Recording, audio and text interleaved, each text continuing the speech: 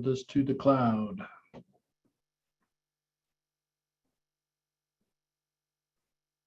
Good afternoon, everyone. Welcome to All Things SOPPA. Today is June the 22nd of 2021. It is Tuesday. It is 2 p.m. So we'll jump into this. We will have one next week, but the following week on July 6th, we will not meet. But I do have them scheduled through July as well, just so that they're available for people if they want to continue to participate, ask questions, and all that type of stuff. Because I don't think that any of this is going to stop as of July 1. So the bit.ly for this slideshow is available to you at all times. It is a running slideshow, so there are a lot of slides in the deck, but it's there for you to check it out. And then also I record all these sessions, and so you can go back and listen to question and answer, or find a specific spot in the video that you want to rewatch or re-listen to. And I'll try to do better as far as time stamping. I haven't done that on the last couple of videos, so I'll try to do that, especially today, because I'm going to do a couple things searching wise to help kind of clear some things up that are coming up on a regular basis. Always, my name is Chris Worley. I guess I should do that. My title is Director of Technology Services. I've been with the LTC now for 3 years. I think last week was my 3-year anniversary, so it's hard to believe that I was in the school district in Williamsville for 21 years, so that felt like a really long time, and it ultimately went really fast, and this 3 years has gone really fast as well. But the link in the lower left-hand corner that's red, that's for scheduling time with me. If you need 15 minutes or a half hour, that's a good way of getting your questions answered. I'm finding that sometimes that's just as easy if you don't have a specific question, or you have more questions than just a specific question, that scheduling a meeting and kind of going back and forth and answering your questions seems to be a little bit easier than you sending me an email and then I'm replying, and then you send me 4 emails or 4 things in another email. Like, it's just scheduling that time has been beneficial for me, and hopefully it will be beneficial for you. So don't hesitate to schedule a time on my calendar. Although the next couple of weeks, with some time off and different things, it may be hit and miss what's available, but definitely check out my calendar. So is that not started? Are you seeing the poll for a role? Nope. All right. That's because I didn't start it as a.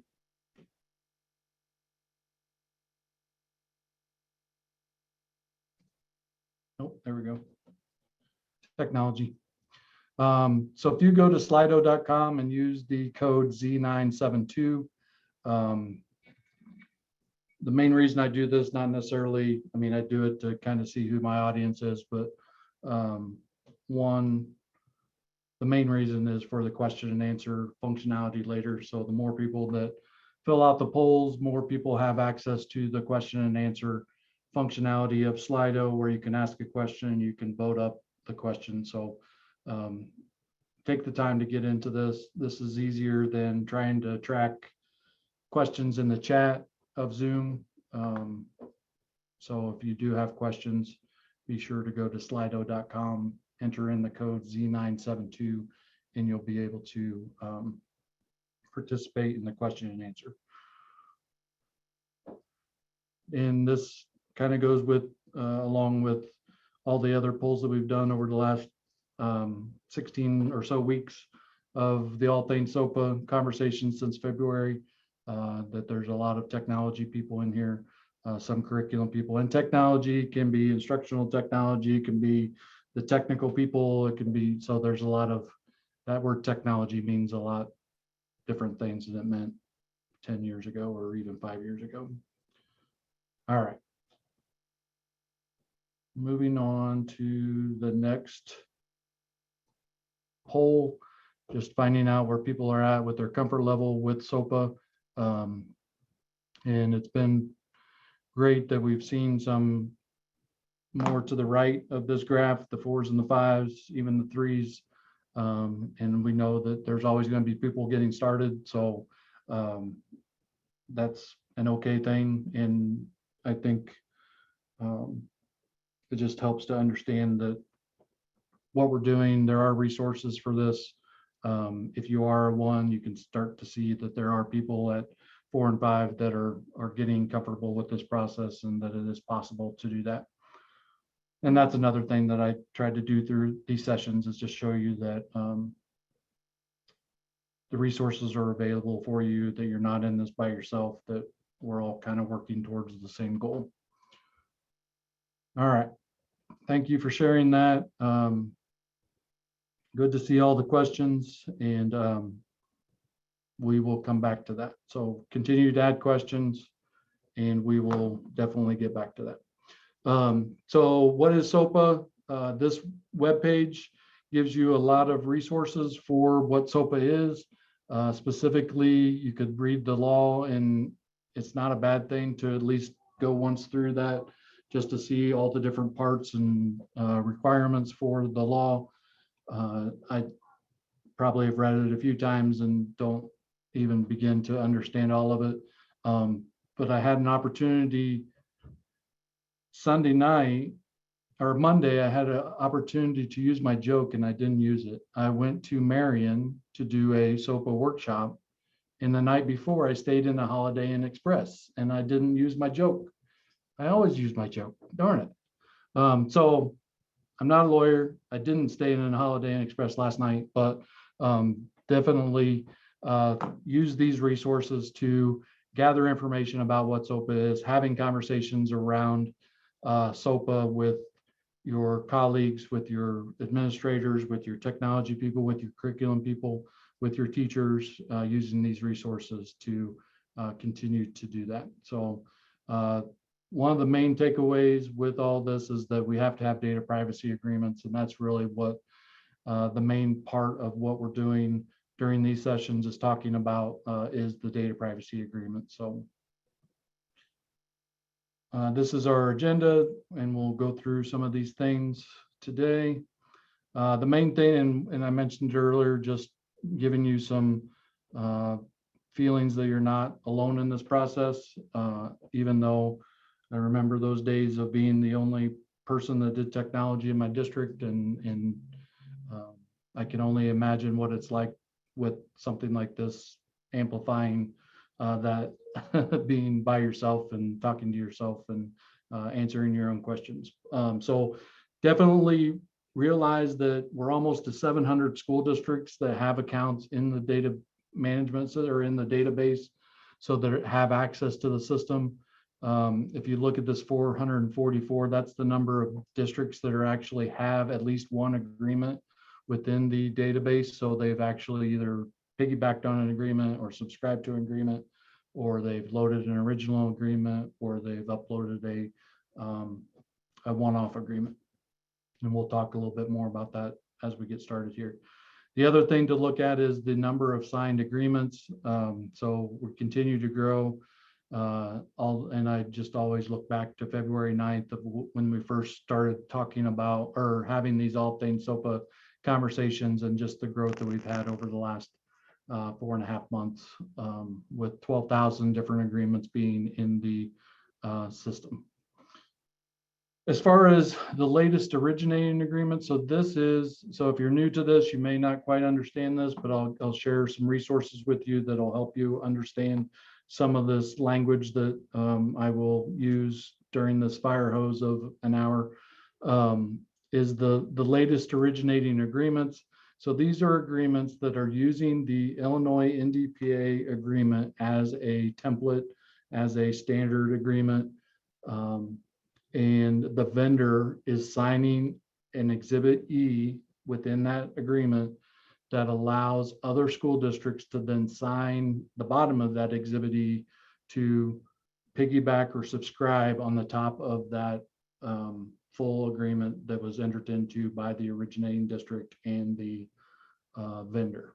So these agreements, or these companies that are listed on here, are showing that a school district, so a little bit of a caveat, these are showing that a school district in the state of Illinois has uploaded a document to as an originating district to the database.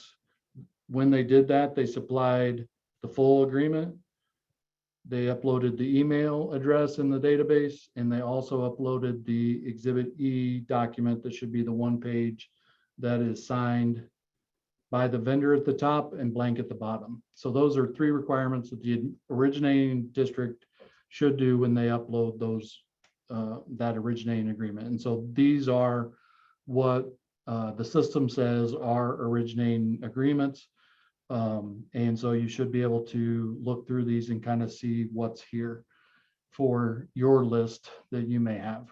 And actually, if I click on this and go to a second page, it looks like we've got a lot more agreements. And then ultimately this archives link goes back to past agreements, past originating agreements that are also in the database. So you'll be able to see all those in text-based form on those slides. So that's just something you can have as a resource to show you what is available. So just a couple different pages of different things. And this is something I started doing in the face-to-face sessions. A lot of people were asking about examples of websites. These are a couple that I've seen in email lists, and I don't know, Sean is on here and he's shared this many times as well. So just looking at these websites, these are just examples of stuff about data privacy. And I think the important thing to know is that these are student data privacy pages. They're not SOPPA pages because there's a lot more laws besides just the SOPPA law. The SOPPA law really is about the data privacy agreements that you have with the vendor that cover all these other things that are data privacy and laws. So I show you this to give you just some ideas on what you can put on pages, but also show you that this is the portion of it that you can utilize if you're using the database. When you click on the link, each district that has an account has their own public-facing resource listing that's available to their district. So these are agreements that Olympia School District has in their database. You can see that they have 82 agreements in there. They show the agreement, they show the exhibit if that's available, and it shows the grade level, the content area, and then even the data elements that are associated with it. And there's other things you can do within this. So you can also list applications that you don't necessarily have an agreement with. And in this case, they don't actually collect data, or they don't have to collect data. So you can say you're using that, but they're not collecting data, so you don't have to have a agreement with them. So just looking down through there, you can see just the functionality of the database and what it's going to return by you using that as putting the agreements in there.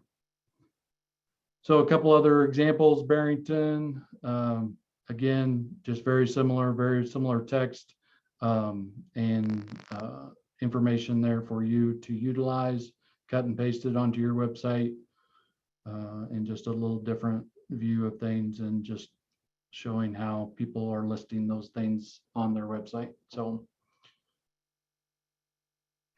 just good examples of what's available to you to be able to do and pulling the cake out of the oven and showing you what the end result is.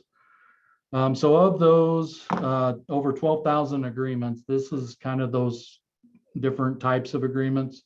The originating, kind of talked through that a little bit in the sense that it's a full agreement that the district and the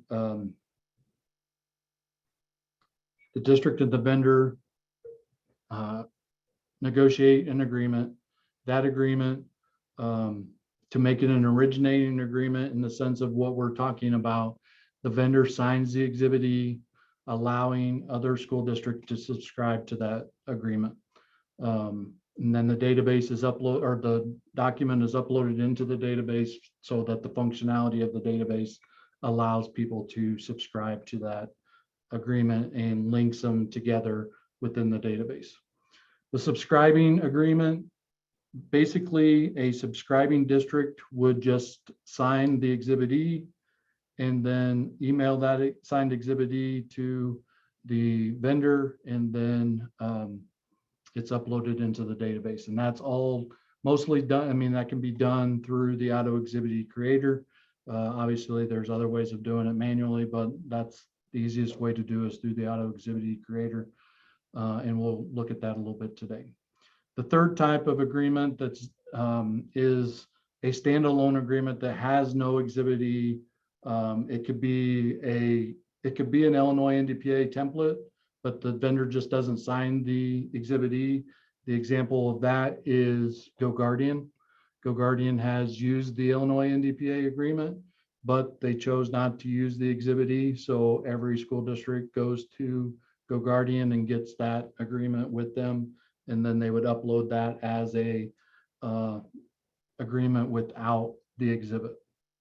So there is no originating district, there is no subscribing district. It's just a standalone agreement. The other example is Khan Academy that's in the database right now. And Khan Academy has their own agreement. And so you would sign on to their agreement and then upload that as a other agreement because it's not based on the Illinois NDPA agreement. And there's other things that go along with that that we could talk about at some point as well. This checklist is important. One of the most important things is down here at the bottom. And if you're originating district that's uploading an agreement, you'll notice sometimes it comes back to the same screen that you just were on. And that's because the PDF document is too big. So make sure that you're following this checklist, not necessarily starting at the bottom, but that's an important part of that, the process, especially if you're the originating district that has the bigger contract file. Also, file names are important. Utilizing your district's name, the application name. If you use the version number, that may help at some point. It might be extra stuff that you don't have to do, but it's important information and it really distinguishes your file name from other districts and from other, even if you uploaded the same agreement as a 1 and a 1A, then you would be able to see those two different documents in the database. Otherwise, it would right over the top of the other one. Also included in this is just things to check as you're subscribing to an agreement or you're actually creating the original agreement, like verifying what version number you're using, a 1A or a 1. This is particularly important if you Beth, you distracted me with your celebration, happy dance, whatever that was. Oh, okay. Go. So what was I saying? Using this as a checklist to see the version number, especially if you're a subscribing school. Check this when we changed the version from 1 to 1A, the database would only allow us to specify 1A as the agreement type. So in some cases right now, the system is telling us it's a 1A agreement, but when you click on it to look at it, it's a 1O document. So just be aware that that's the case sometimes. And if you can't subscribe to 1 agreements and you need a 1A, you may have to find it in there, or there may not be one at this point. and that might be something that you as a district would take on to get into an agreement with them as an originating district. So the checklist is important for you to utilize.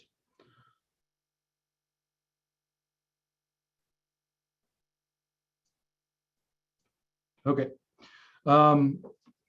As we continue to use this database, this is a shared database with all of SDPC's alliances and school districts. And so right now there's currently 33 states that are alliances within the SDPC. And so there's school districts from all over the country that are using this database. And as you see things that could improve the database, even if it's even if it's just the function or the stability of the system, like I would encourage you to put that in there into the form, just because I know that there's people that are having issues with slow uploads and different things. And so more encouragement that we can give to SDPC to make those changes is going to be beneficial to us and other schools, not just in Illinois, but across the country. If the SDPC can figure out how to make that all work together. Definitely check out the resources page. So this link, I'm going to jump out of, I try to jump out of this presentation and go to this page. I have this page bookmarked because this is how I get to the login to ISPA website, or to the database, to the SDPC database. So I always have this as my link. And I encourage you to do the same. It'll give you the navigation to get into the database, but it also gives you access to all these different things that are constantly being updated and added. So it's got the upcoming events. It's got the PDF documents for getting started. It's got the PDF document of the standard agreement, of the Illinois NDPA agreement.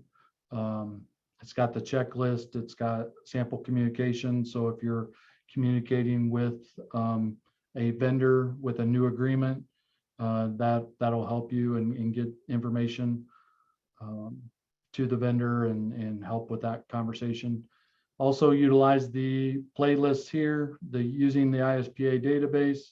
I'm glad to see Sean on here because I can thank him in person for helping us create these videos, or actually for creating these videos and making those available to you. So just questions that people have. I think if there's a lot of things, if there's things that you're not seeing there that you think we need to have as a video, definitely reach out to me and let me know what that might be. Also, at the end of April, beginning of May, I did kind of a full tour of the database, the menu system that's available, and then also going through the Illinois NDPA agreement and just kind of looking at the document, looking at the different exhibits and those types of things to understand what is in the agreement and what can be used. Other things that are on this website, the All Things SOPPA slide deck. So if you can't find that, it's there. The All Things SOPPA YouTube playlist is there, so you can see the past recordings. The teacher webinar that we did at the beginning of March is on here, with including the slide deck. So that's there. And then additional things as far as ISBE's resources on the SOPPA Act, or the SOPPA, and also a couple other panel discussions and reasonable security stuff that is part of SOPPA as well. So definitely check those out, bookmark that page, and refer to it often. If there's things that you feel like we can add to that would help other districts, please share those as well.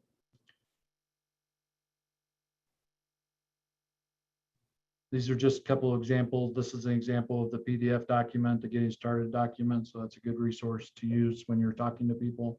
The database or the playlist for YouTube is here. This has to do with press policies. So if you're, or board policies. So if you're are using press from the Illinois Association of School Boards, you have access to all these press policies. If you are not a subscriber to press, you can still get these through a collaboration between ISBE and press, or IASB and their press service. So definitely check that link out if you need that information. And again, that's just a link to the stuff for teachers.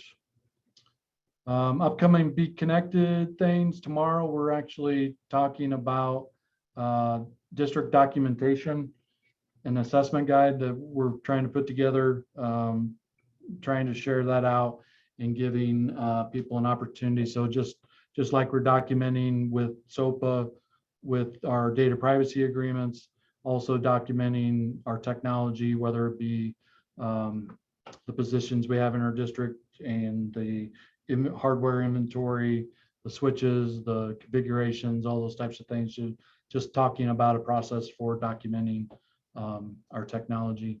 And then a couple other things coming up in July. We're going to talk about NetRef has a new bandwidth reporting tool. And then also Have I Been Pwned is a good resource for people to utilize. So having conversations around that.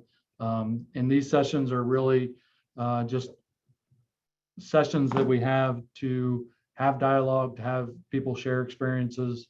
We do a little bit of just background information, but most of it is just talking and sharing and sharing experiences, sharing stories, asking questions. We did finish up our last Microsoft webinar last week, but if that's something you're interested in and you would like to see the recording of that, you can email me and I'll make that available to you once we have the recording. And so it was a good good information about Intune and Microsoft and stuff that can be utilized by school districts. All right, so before we get into the question and answer, Google stuff, Microsoft, Apple, Adobe, really the only update I have is with Google. I know last week some people were getting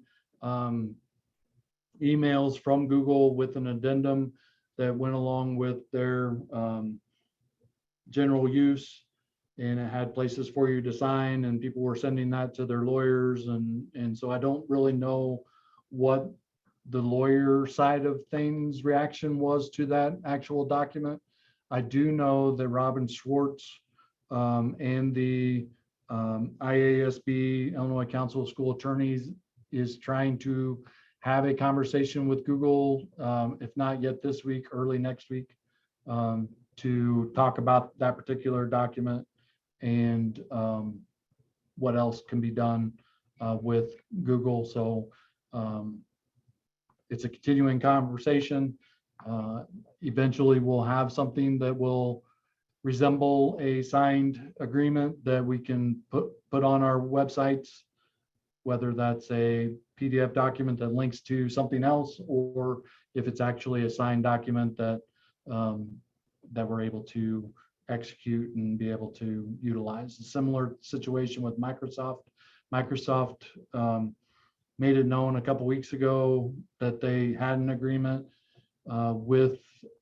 in the hands of school districts, but beyond that, I don't know what those school districts have done with those agreements and what they've done as far as sharing those agreements with their lawyers and actually executed them. So they haven't shown up in the database yet, so I don't know as one-off agreements or even as NDPA subscribing originating agreements. So, and then Apple and Adobe, I really don't have any update for them at this point. But ultimately, and this ultimately goes to every other application that we don't have an agreement with at this point. The best case scenario is that eventually somebody will get an agreement with with a vendor. It just takes one to really know what it is that we have to do, whether that's have an individual agreement with that vendor, or if it's a subscribing agreement, or they're not going to do an agreement. So through the collaboration, through the database, we can definitely start to see things that are happening. And some of the examples I'm going to share today will give some of that. So as far as questions go, let's just kind of look at what we have here.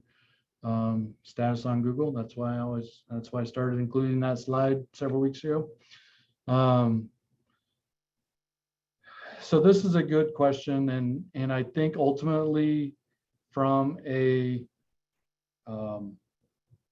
like, I don't know what the law, like what lawyers would say, but ultimately it'd be nice to have that checkbox just so that it really reinforced that there is an Exhibit E. Ultimately, if there's an Exhibit E that's signed, I feel like that's going to take precedence, but I'm also not your lawyer or going to defend you in a court of law with that. So definitely check with your lawyer. If it's something that we can get addressed, we will try to get it addressed and get it updated. There are, and Beth put in there's some weird fonts and X's that show up in there, and I'm not sure if those are really X's or not X's, or they are just blanks and show up that way. But that just leads to questioning. So the important, I mean, one of the things to say about that is, as an originating district, if you are the originating district, take care to take the time to make sure that those things are checked off or not checked off. If they're blank, they should be blank. If they're meant to be checked, then check them. Same thing with like Exhibit A and Exhibit F. Like those ultimately should be filled out, especially the Exhibit A. The Exhibit F is ultimately what security that vendor is using, so that should be checked off as well. Some vendors have chosen to put something in like the Exhibit H that specifies what their security is, so that's an additional thing. So ultimately, when it comes to answering this question, I feel like ultimately it should be there, but at the same time, I feel like if it's the checkbox is the only issue, then go ahead and subscribe to it, and then we can fix that at a later date, as far as, especially if the Exhibit E is there. If the Exhibit E is signed and available, then I would go ahead and use it at this point, and then we can always come back to that and deal with that issue later. But it's important as the originating districts to make sure that you're taking the time and the care to put those up there correctly, so that when the other 50, 60, 100, 800 districts are coming in, that they're not all spinning their wheels wondering, should I sign on to this or not sign on to this? So that's definitely something that is a good thing about this database, is that we have the 444 that are using it right now. The bad thing is that we have 444 that are using it right now. So just like Google, we appreciate how they change things, but we hate it when they change things. So just kind of keep looking at it. I don't have any update on the how to inspect language from ISBE at this point. I will reach out to Eric and see what if he has any specific timeline or where that's going to show up when that is there. And that's referring, and just a little, the inspect is for parents to be able to inspect the data that's associated with different vendors that you're using. So that's what that was referring to. What to do with organizations that won't sign DPAs, even though we will be forced to use them, and their websites say they collect PII, national speech and data. Ultimately, that's a call for lawyers, and that's one question that I will have for the Illinois Council of School Attorneys Working Group on all of this, is what those steps are going to be for if we choose to use something, or if we have to use it, or and we can't get a data privacy agreement. Like, what do we have to document to make that known that that we tried? And there's a lot of things that could be said for that. Like, one is, and I know this is not a yes or no, 1 or 0, right or wrong type of situation, but it's not easy to answer this question in the sense that whatever vendor this is, I mean, you use the example of national speech and debate, but whatever vendor this is, if they are not willing to say what they're doing with the data and what we're getting into an agreement with the data, should we be having relationships with that particular company with student data? I know that's a very right or wrong answer. There's a lot of gray within that answer. The situation is going to be different for every vendor, but I think we should be concerned about it, and just making note of those, whether it be on our website or whether you're making notes for your leadership within your district about those particular applications that you're not able to get agreements with. First, why doesn't the status show up? Can we go over what the status choices mean? Yeah, I'll see if we can see what that is here in a minute. What do we do about resources that are hosted by the state board? Science assessment example. I keep thinking I'm going to put that slide in my slide deck, and I haven't done it yet. But ultimately, the state board is one of those exceptions as far as having data privacy agreements with. So we don't have to have the agreement with the state board. Ultimately, the state board has to have an agreement with ISA,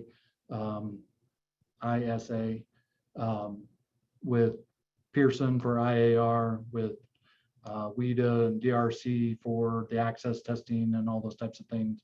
Same thing with kids and some other different state run applications. They would need to have those agreements in place, and that's part of the law. If you read through that, it would specify that the state board has some requirements to do as well. And I also encourage you to make reference to those in a list of applications, excuse me, just like the applications that you may be trying to get agreements with, that you're not able to get agreements with. Also include those things that you know that other people may be doing with your data. So specifically the State Board of Education, knowing that they're using it for IASA, it's not IASA, ISA, the IAR test, all those types of things. So just make sure that you're documenting that and keeping a list of those types of things. Do I need to email the vendor a copy of the auto-signed Exhibit E? I use that auto exhibit creator. It states that I need to, but I thought the creator did it. The auto exhibit E creator does sign the agreement and email the document to the email associated with the that the originating district uploaded. So it should do that. That is one thing that I've asked STPC is for some kind of verification or some kind of listing of, and ultimately you have the list of Exhibit E's, but you don't have anything that specifies that it emailed that document. So some kind of note or log would be beneficial to something like that, just to give you a peace of mind that that was happening. I know some people have gotten return emails on certain ones that they've sent, and I can't remember what application that was to know. And ultimately depends on what that email is doing at that vendor. If it's being actively looked at by someone or something, then we would have a better idea of what's actually happening with those. State entities like ISAC, Illinois Workforce, do these fall into state entity provision? I don't know if they necessarily fall into that, but they may not fall in. They fall into maybe that they're not part of a K-12 vendor software company, but ultimately I would check with your attorney to see specifically what they would want. And if anybody has any feedback on that, if you have checked into those types of things, I'm open to that, so I can share it out at some point as well. The auto exhibit creator didn't populate the vendor signature to one NDPA. Is it legal? Is that a known issue? Do I need to delete and redo? Can I do that? Ultimately, you can delete your agreements. I'm not sure why it would. I guess ultimately I would have to know specifically what that particular agreement was with, so that I could troubleshoot that. So if you do have that information, you can email that to me and I can see what the specific issue is with that.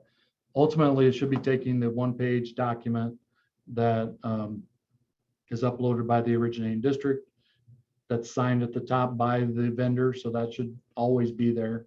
And then the blank bottom is what the auto exhibit creator puts your text of your account information in, that creates that PDF document. So if you can share with me what that particular application is, and then I can check that out.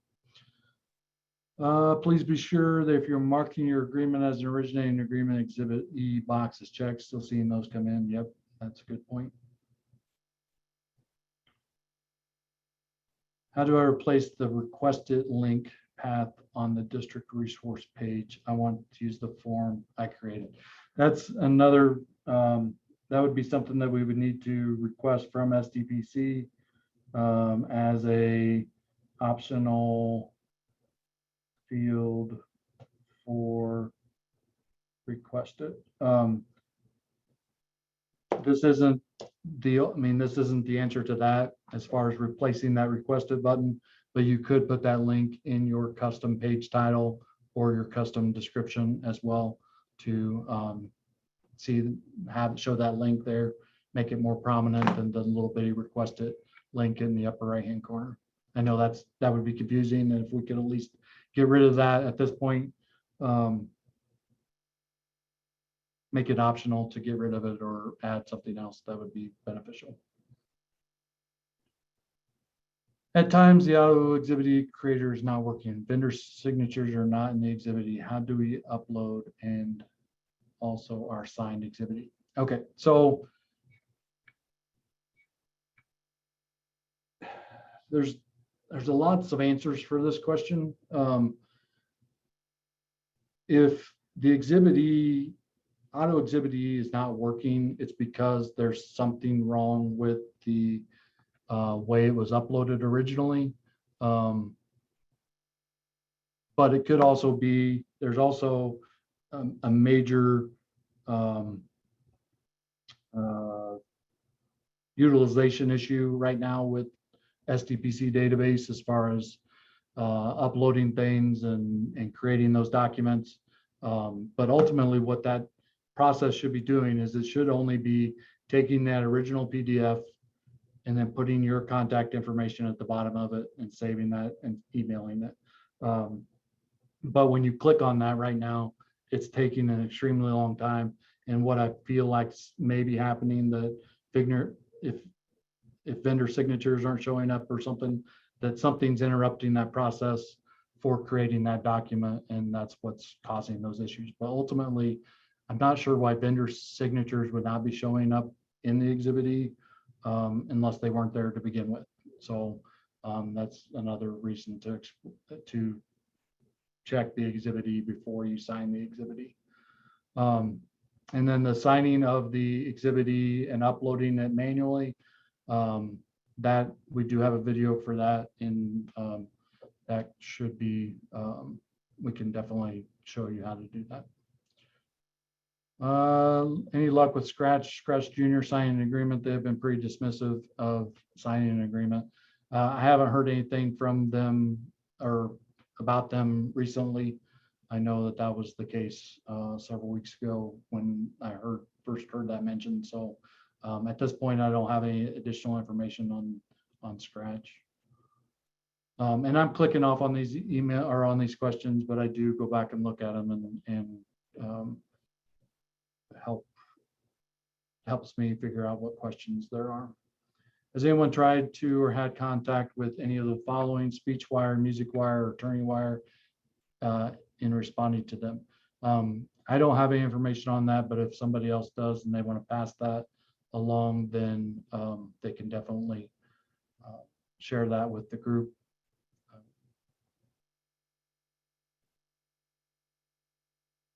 And then this is, I mean, this is a really good question, and this could be really framed for any application. I mean, not any application, but a variety of applications.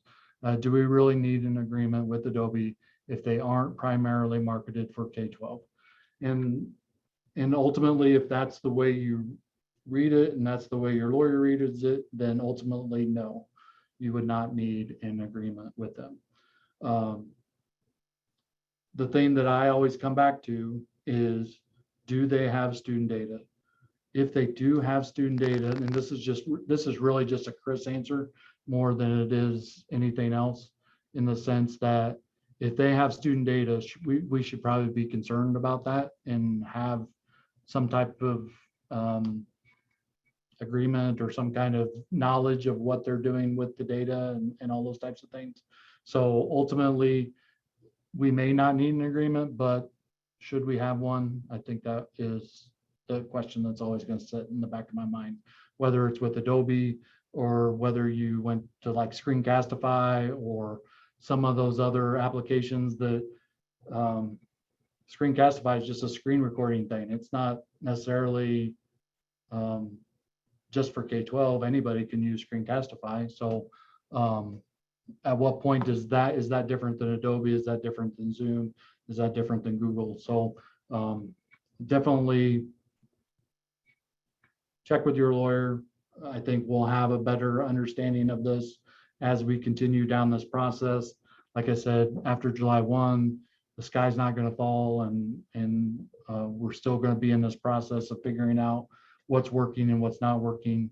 So I just feel like if they do have data, then we need to be at least trying to get an agreement. All right, and then did I see some SOPPA police? They're going to come after you. Put you in SOPPA jail. As superintendent, I always talked about being put in school jail. Exhibit A's in the originating NDPA have vendor signature. Use the auto exhibit and then created exhibit E in our resource list. There's no vendor signature. Okay, if you do have that example, definitely share with me what the application is, and I can troubleshoot that as we go. So if you do have SOPPA or SOPPA, stop. You're distracted. I should just close that chat. That's why I should just not. That's why I should just use the Slido. I try to be a good host and make sure I'm paying attention to the chat. All right. So what I want to look at, so that, I mean, that kind of wraps up the Q&A. We'll try to answer some of these questions about status. I think, Sean, were you answering that question about status and some of that? Okay, great. And if that, hopefully that got to that answer. As I transition to the kind of looking at some other stuff here, definitely join us back next week. Again, July 6th, we won't meet, but we will be here next week. And then if you do have questions, if you do have concerns about certain applications and the vendor or the exhibit E and different things like that, definitely show me or send me an email to specify what that vendor is and what the school district that had the exhibit E that you were trying to sign on to, so that I can troubleshoot and see what's going on there. And then always you can schedule that time with me to look at that. So a couple of things I want to just kind of look through here as far as a couple examples of agreements that have been brought to my attention that I think will be helpful to kind of go through, and this will be a part of the recording. So when you're looking for agreements, look at the auto exhibitee creator. And I'm gonna show you a few of these just because this is the process that I feel like people work through, but if there are things that I'm doing that aren't really what you guys are doing, then let me know. That's the value of the 15 and 30-minute calls too, is that I can see what's going on. If I search for Khan Academy in the auto exhibitee creator, it does not show up. And that's because there is no originating agreement for Khan Academy. And I'll show you what that agreement looks like here in a minute. I'm going to search for GoGuardian. And in this case, it does show an originating agreement, but there is no Exhibit E here. So if I click on Create Exhibit E, it's going to crash. I don't know exactly what the error message is, but it's going to crash. I can look at this agreement that's posted here just to give me a little bit more information. And when I do that, I'll see that this is an Illinois NDPA 1A agreement between Moline and GoGuardian. And as I scroll down through here, the first thing I notice is that there's a G and an H, but there is no E checked. So I can continue to scroll down through here. Another thing I noticed about this one, even though, is that the vendor didn't even sign the full agreement. So that's something I need to reach out to Moline about. But as you scroll down through here, it's got the Exhibit A, it's got the data checked. The definitions are C, D is not relevant, and then the E is not signed. So it's not signed. So it can't be an originating agreement. So even if this was uploaded as a separate document, it wouldn't be signed by the vendor. So it's not an Exhibit E originating agreement. It does have F marked. There's G, and then it has the H at the end. So you could see all those changes. So that's just a way of seeing, okay, this is GoGuardian, but it really shouldn't be originating. That's something that ultimately the LTC as the alliance for Illinois needs to fix and get rid of so that it's not confusing. But ultimately, if you're doing your due diligence as a subscribing school and you look at this, you'll know that it shouldn't be subscribed to. Just a couple others that I want to look at here. Flipgrid, there's nothing in here for this. I had a question about that, and I'm just really now checking this out. So I wanted to see, there's nothing in the originating agreements for Flipgrid. Skyward was another one. And you'll see, and this is just another good example, there's a lot of originating agreements here.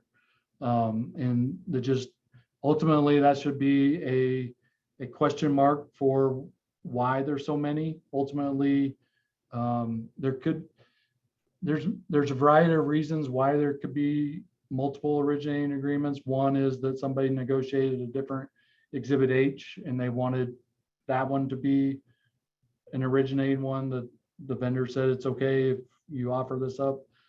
It could be a version 1 versus a version 1A agreement that is subscribing.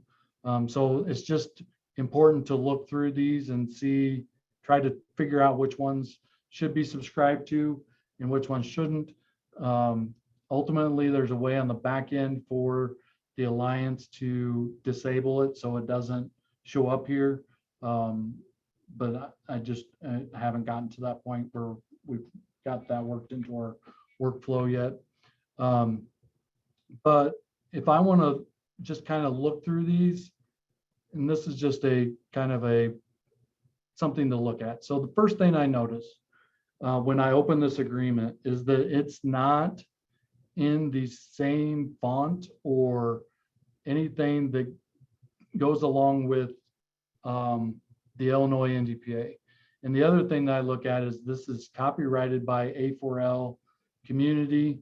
That's not what the footer of our agreement says. So it seems to me like, and then the other thing that jumps out at me is this blue text that is showing up in this agreement. So this looks to me like this was an NDPA agreement that was downloaded from A4L that was then manipulated and changed and added onto and uploaded as an originating agreement. But if you scroll down through here, it does have Exhibit A, has Exhibit B. Exhibit C should be the same. So this document should be the same, except for, okay, so it's got the Exhibit E. It's not really even signed by Skyward. It's got Jared's name down here at the bottom, so that's not really even a link. It does have the Exhibit G, but that's posted. I mean, all this stuff seems like it's, yeah, it's like two different documents put together. There is no Exhibit H, but the reason there's no Exhibit H is because they made the changes in the document. So the example I'm going to bring up now is Sean's. Oh, okay. All right, let's put This is Sean the first time I haven't even seen that other people have Skyward ones up there since I put mine up there. So I'm quite interested to see where you're going with this. Okay. Chris. All right. So the good thing is this looks like the standard agreement. It's got the footnote here that this is last updated on 3/15. It's got page 1 of 25. It's got all 3 check marks. It's got a G, an H, and an E. You'll notice as we scroll down through here, there is no blue text, but which, let me note, you probably don't know this from the back end, but that blue text that was in the other one, they did that to me too. So okay. It was the exact same thing, and the language is changed in the upper document, I believe. If we double, like page 2, section 4, take a look.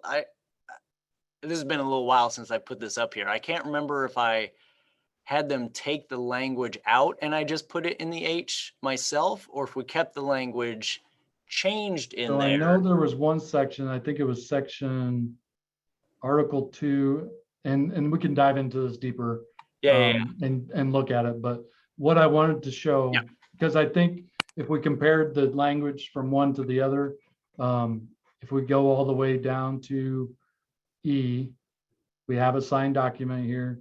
We have the email address. We have the signature. We have the blank at the bottom. We have a F.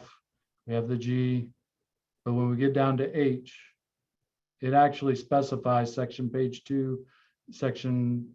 So I think when I looked at it earlier today with somebody, actually it was yesterday at the Marion workshop, is I think that those changes that are in blue are actually on just the Exhibit H, which is ideally how any changes should be made, because otherwise, how are you as a district that's subscribing to an agreement, or even the originating district, you get that back and you start looking at that and you send that to your lawyer and they start looking at it. Okay, is this different or is that different? The easiest, cleanest way to make additions or subtractions or updates is to do it in Exhibit H. That way, the core of the agreement stays the same. The Exhibit H shows the changes so that anybody that's wanting to know what the changes are is in Exhibit H. So to me, and again, this is where there's value in collaboration, but there's also a lot of work that goes into making sure that the collaboration works, because if I go back to this one, and if I actually look at all the data privacy agreements that are in here for Skyward, I'm going to find some that are piggybacked on this agreement, some that are piggybacked on this agreement. And a lot of these are very similar to that first one I brought up for Muhammad Seymour. So if I look at the Glenbrook one, see that if I look at this, it's just different. It's based on the A4L agreement. So it's something that has been kind of hodgepodge together. This one doesn't even have the Exhibit G's checked for Illinois. I don't remember if it even had the Illinois agreement in here. So I know, and see the G doesn't even, and it wasn't even updated with the exhibit G for Illinois. So, so definitely there's work to be done on this process, even past July 1, but just know that this is a good example of things to look for when you're either the originating district and uploading them, or as you're coming into creating Exhibit E, that it's not just as simple as clicking on the Create Exhibit E and going that to the next step. You need to look at the originating agreement and then also look at the Exhibit E, make sure that that has the information that's necessary, so that when you click on that Create Exhibit E, it's going to put your information at the bottom. So that was another example that was shared with me this week. And I'm going to work on trying to make sense of all that and help with that process.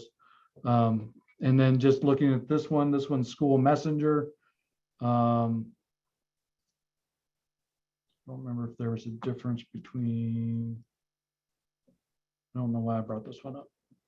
I might have cleaned this one up a little bit. Okay, so this is, and this isn't what I was seeing yesterday, but it's just as good an example. So SchoolMessenger.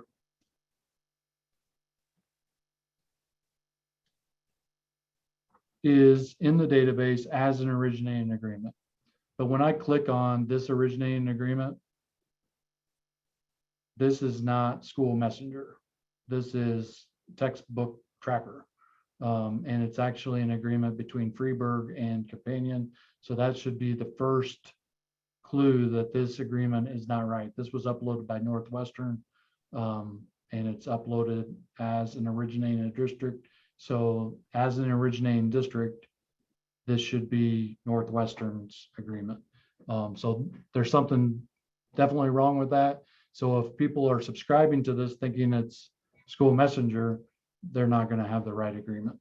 So that was another example. And I think those were my main examples here. And I know that we're up against an hour, so I know that people have to go, but if you do go, these will be in the recording. So if you want to come back and visit the recording, you can, or you can stick around and talk through some of these things as we're looking at this. So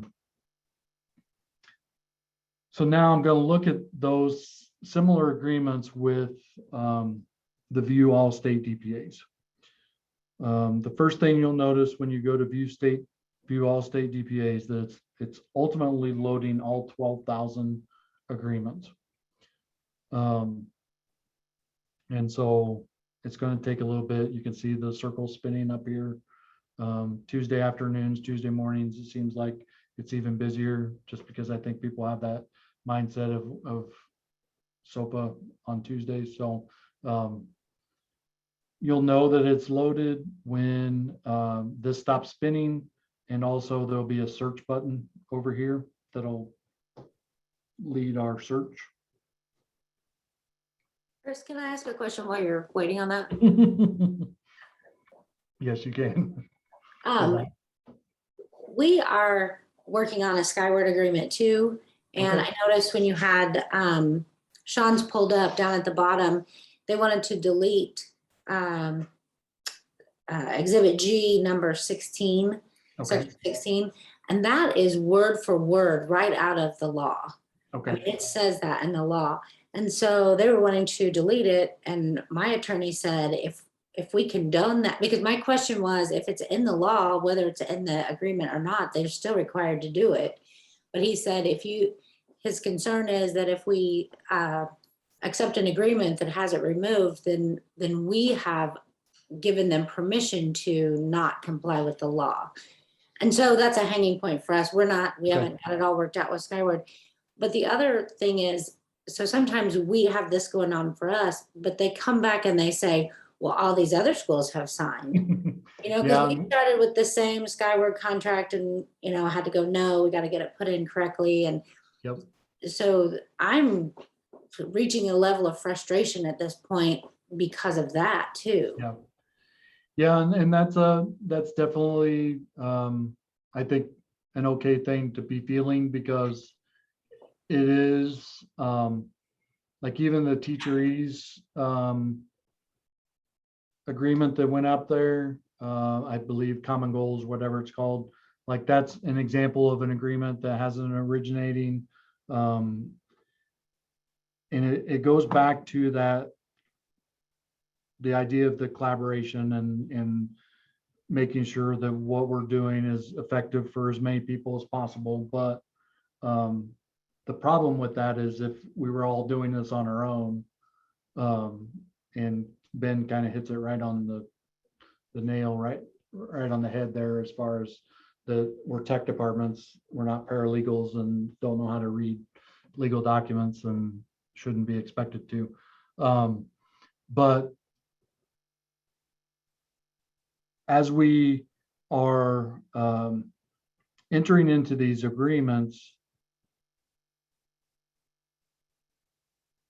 just like when you're signing an Exhibit E, if all you're doing is clicking on that button to sign that Exhibit E and you're not looking at the agreement, then you're ultimately giving permission to any other originating or any other school district to do the same with their originating agreement, that they would get an originating agreement with a vendor and just sign it and post it without taking it through their legal channels or whatever. In a lot of cases, I believe that we are going through all those channels, and we're vetting the Exhibit H's and we're looking at things. But at the same time, there are going to be differences between district lawyers and what their knowledge is of all this stuff, just like there's issues with us as far as from a tech standpoint of us doing our curriculum standpoint, or the superintendent that's doing this stuff, a business secretary or somebody at a district that's managing these agreements, and then ultimately they're being signed off by a superintendent. So I think there's a lot of growth within this program. In those frustrations, I hope that you are communicating with your administration about those frustrations. Not that we want to tear this whole process down, because I think there's some benefit to this process, but at the same time, I know that there's lots of, like you're saying, frustrations with he said, that she said, they said, with certain things, and the having multiple agreements for one thing, or having this person sign off on this and this person sign off on that. So I know that is an issue, and the same issue exists with us from the state of Illinois. I've also been getting some pushback from other alliances that are feeling the same way, that Illinois is signing a agreement with so-and-so, and then that company is doing the same thing. And they're saying, well, Illinois has signed off on this, and ultimately we don't have that gatekeeper. We have the lawyers at individual school districts that are making those decisions to say that agreement's okay. So I don't know that I answered any question or made you feel any better, but I talked for 5 minutes and the system. Thanks for just listening. I think I just. Right. And that's what we're here for, right? There's a Right. little bit of therapy on Tuesday afternoons as well. I am glad I do have good support from my administration. I have good access to our legal person and that kind of stuff, but this is hard. It's hard doing it and making these things work. Yep. All right, so I want to go through a couple different things here, just kind of following up with the things I started with earlier when I was searching through the Auto Exhibit E Creator. So if I search for Khan Academy, and then I use this toggle to flip between originating yes and originating no, there are no yeses for Khan Academy. So everything that's uploaded in for Khan Academy is not an originating agreement. So if I click on this agreement, you'll see that this is a Khan Academy agreement that is in Khan Academy legalese, which one thing that you can benefit from people posting this is they have their email address here. So that's a way for you to communicate with Khan Academy as far as trying to get this agreement. So that's a positive thing. But the negative thing, and it's good that we have an agreement with Khan Academy. It's good that they're working with us or working with districts in Illinois. The bad part about it is that this agreement, just like Ben mentioned earlier with us not being paralegals, is that we don't know what any of this means, is if it matches up to anything that lawyers have said is okay with the Illinois NDPA. So there is no mapping from this agreement to the Illinois NDPA to say, okay, yeah, security is okay, and we can check off on that. Access to student records by school, yeah, we can do that. Like a lawyer has to look at this to say, this is a legal document. And if you're just get this agreement and you sign off on it, then ultimately your district's signing off on that agreement without any further investigation by your lawyer. So the benefit of the Illinois NDPA is that it's all the same language. It's the only thing that's going to be different, hopefully, is the Exhibit H. So then that's the only thing that needs to be vetted by your attorney to see if there's anything that's not along those lines. So make sure that you're having this, if you're signing this and vetting this, like make sure that you're going through that process. So that's just one example. The GoGuardian example,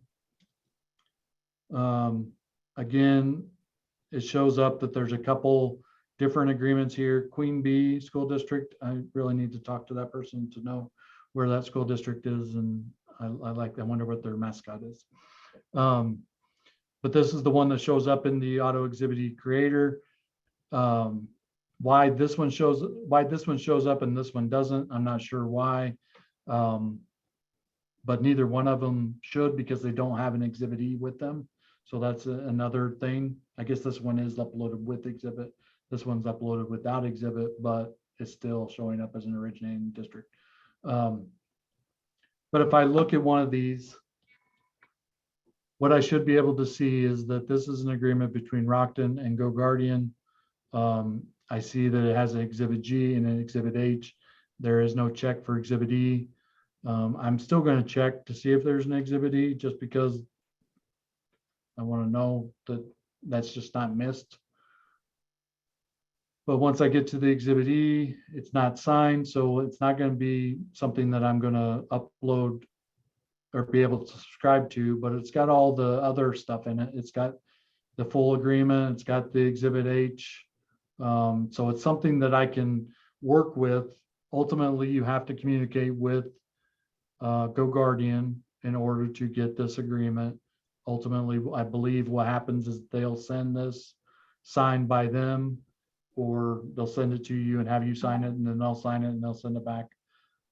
But then you would upload this agreement in its entirety into the system.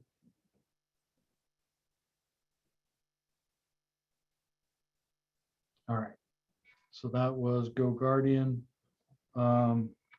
Skyward, I'm just going to pull this one up just because this was the one example that had all the originating agreements. So as you're looking for agreements, if they don't show up in the auto exhibit creator, they may show up in all DPAs. So it's got the listing for all the originating agreements. All these agreements are then subscribing agreements. And so there's already 104 subscribing agreements. And then ultimately what we're gonna have to do is track down who's subscribed to which one and all those types of things. But ultimately we should be able to do that. And then the one that wasn't in the auto exhibit creator was Flipgrid. And so let's just take a minute to look at Flipgrid to see what it is that's maybe not allowing it to be in the Exhibit E creator. So just some things to look at. You can look at dates. You can look at specific school districts. Maybe there's a school district that you have been subscribing to that you're comfortable with. But then it's just a matter of going through and looking at an agreement to see what is going to show up. So this is an agreement with Flipgrid and school district. So the cover page is different. It's got a G here. It has an X, but it's off to the right of the Exhibit E. Like, I'm not sure where that came from. Like, some of this stuff is like, these are all red flags as far as like the fact that this isn't straight on the page. Like, that's goofy.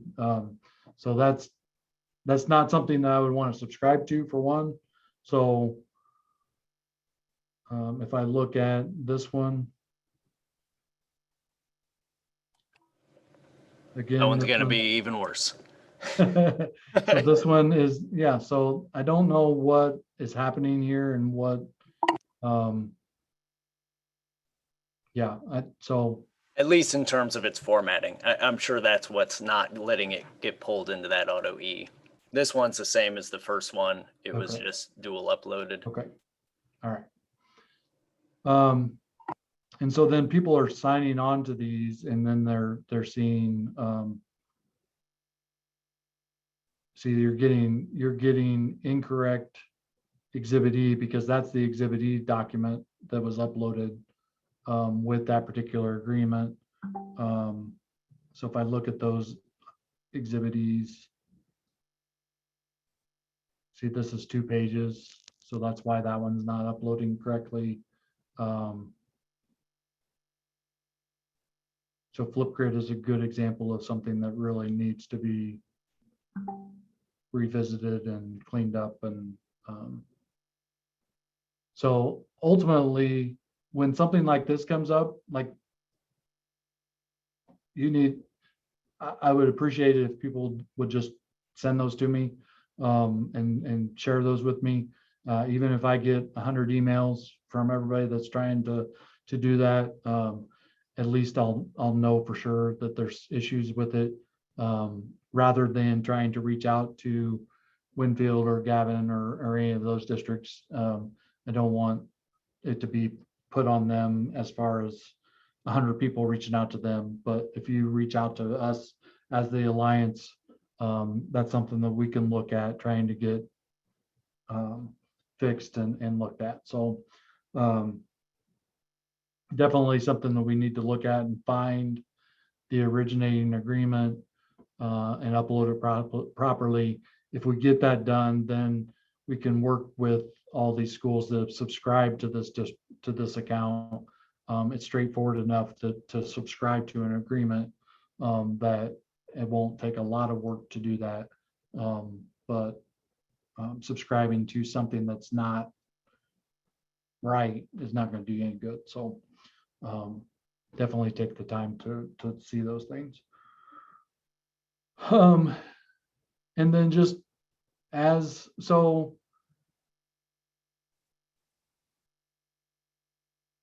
that brings up one of the questions I think was in the Q&A, was about uploading a Exhibit E. Like, there may be an originating agreement here for Flipgrid, but uploading an Exhibit E to these agreements at this point is not really going to do a lot of good, in the sense that we need to have that good agreement, correct agreement in place to make sure that you can subscribe to that. But if you go, so this wouldn't be a good example for that, but if you are choosing to crash your Chrome, sometimes I crash Chrome.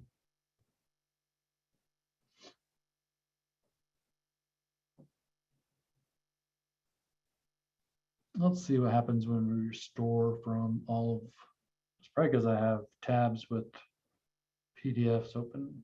all over the place.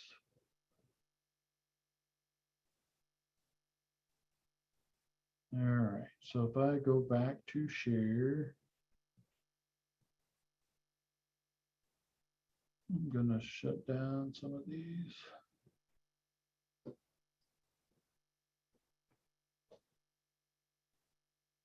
I don't know why Chrome would crash. I'm really envious of people that have like a whole row of tabs open and they're all different things, and they just, it seems like every time you talk to them and they share their screen, they're always like consistent, and like I just don't do that. My tabs crash or I start over or whatever. Anyway, so this page is loading again, and I don't need this page. So I want to go to add a new agreement and just talk, and this will be, I'll make sure that there's timestamp for this portion of it in the description of the YouTube video. But when you have, and this is a good chance to just explain these different options here.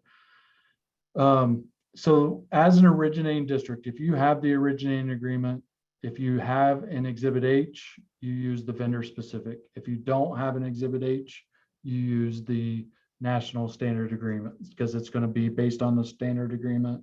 The vendor specific is, it has an Exhibit H. The vendor has said that they want these changes made.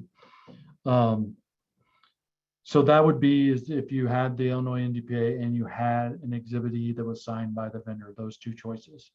If you have a agreement like GoGuardian that does not have the Exhibit E, then you would choose this one. If it has an Exhibit H, which I think GoGuardian does, so then ultimately you would choose this one, and it would show up as vendor specific on the agreement. And then for Khan Academy, it's not in the format of any of the NDPA, so you would just choose other type of agreement and upload that PDF as your agreement PDF. As a subscribing district, one thing to check, and I think this is partially the reason why sometimes the full document shows up and sometimes it doesn't, and that's something I'm troubleshooting to, is that if it is uploaded as a national agreement or if it's uploaded as a vendor agreement, you need to specify that similar thing when you're uploading the Exhibit E. So the one-page Exhibit E, if it's a vendor specific originating agreement, then it needs to be uploaded as a vendor specific. And it's really based on what they uploaded as originally. And I know I'm probably confusing a lot of people right now, but if you have questions on this, you can definitely reach out to me. But ideally, if you have the one-page Exhibit E signed and ready to upload as a PDF file, you go in here, you choose the agreement, you choose what resource it is. So I'm going to choose Flipgrid, even though that's a bad example. And then you would want to choose whether it's a 1A or a 1 agreement, because what it's going to do, the system is going to look at Flipgrid and it's going to find the 1 agreement or the 1A agreement thing that it crashes on sometimes, or may not necessarily crash, but gets confused and doesn't know what to do, is if there's multiple originating agreements in there, it doesn't know which one to choose that you're choosing. So there may be an issue with that too. So if I guess ultimately what I'm saying is, if you can use the auto Exhibit E creator, use the auto Exhibit E creator. But if you can't and you need to do something else, then you can do this. And then the next screen will ask you for that one-page document to upload into your system. And then you would fill out the check boxes just like you would for any other agreement. So that's under add agreement, and then you would choose that based on what type of agreement it is and whether it's a subscribing or whether you're the originating school. So the main thing is to read this as originating LEA, which means local education agency. So that's your school district. So if you're the originating school district, uploading an agreement, you use this. If you're subscribing, then you use this. And if you're just uploading an agreement that has no Exhibit E, that has no originating or subscribing relationship, then you use this. If it's a NDPA agreement, if it's like Khan Academy, then you're going to use other type of agreement. All right. There's still a few people left in the room. I appreciate you sticking around. If you have additional questions, you're more than welcome to unmute. I got a little bit more time here before I'm done for the day, so I don't have anything scheduled beyond this time. So if you have questions, I can try to answer them. Chris, this is Rochelle.